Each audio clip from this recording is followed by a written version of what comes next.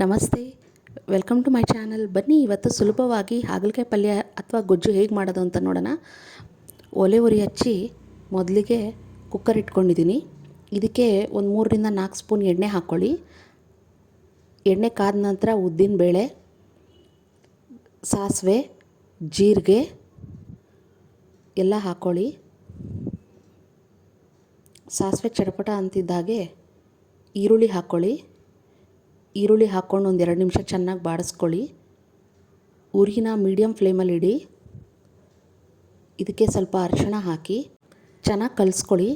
ನಂತರ ಒಂದು ಟೊಮ್ಯಾಟೊ ತೊಳೆದು ಹೆಚ್ಚಿಟ್ಕೊಂಡಿರೋದು ಹಾಕ್ಕೊಂಡು ಚೆನ್ನಾಗಿ ಕಲಿಸ್ಕೊಳ್ಳಿ. ಇದಕ್ಕೆ ನಾನು ಹಾಗಲಕಾಯಿ ತೊಳೆದು ಸಣ್ಣದಾಗಿ ಹೆಚ್ಚಿಟ್ಕೊಂಡಿದ್ದೀನಿ. 2 ಹಾಗಲಕಾಯಿ ತೊಗೊಂಡಿದ್ದೀನಿ. ಸ್ವಲ್ಪ ಉಪ್ಪು ಹಾಕಿ ಚೆನ್ನಾಗಿ ಕಲಿಸ್ಕೊಳ್ಳಿ. ಕಲಸಿಟ್ಟು ತಟ್ಟೆ ಮುಚ್ಚಿಟ್ಬಿಡಿ. ಒಂದು 5 ನಿಮಿಷ ಚೆನ್ನಾಗಿ ಬೇಯಲಿ. ಬೆಂದಾದ್ಮೇಲೆ ತಟ್ಟೆ ತೆಗೆದು ಚೆನ್ನಾಗಿ ಹುರ್ಕೊಳ್ಳಿ. ಮತ್ತು ಇದಕ್ಕೆ ನಾನು ಕಾಯಿ ರುಬ್ಬಿ ಹಾಕ್ತಾಯಿದ್ದೀನಿ. ಬರೀ ಕಾಯಿ, ಇನ್ನೇನೂ ಇಲ್ಲ. ನುಣ್ಣಗೆ ರುಬ್ಬಿ ಪೇಸ್ಟ್ ಥರ ಮಾಡಿ ಹಾಕ್ತಾಯಿದ್ದೀನಿ. ಈಗ ರಸಮ್ ಪೌಡರ್ ಹಾಕ್ಕೊಳ್ಳಿ. ಮನೇಲಿ ಯಾವುದಾದ್ರೂ ರಸಮ್ ಪೌಡರ್ ಸಾಕು, MTR ಅಥವಾ ಯಾವುದಿದೆಯೋ ಅದು. ಇದಕ್ಕೀಗ ಸ್ವಲ್ಪ ಬೆಲ್ಲ ಹಾಕ್ಕೊಳ್ಳಿ.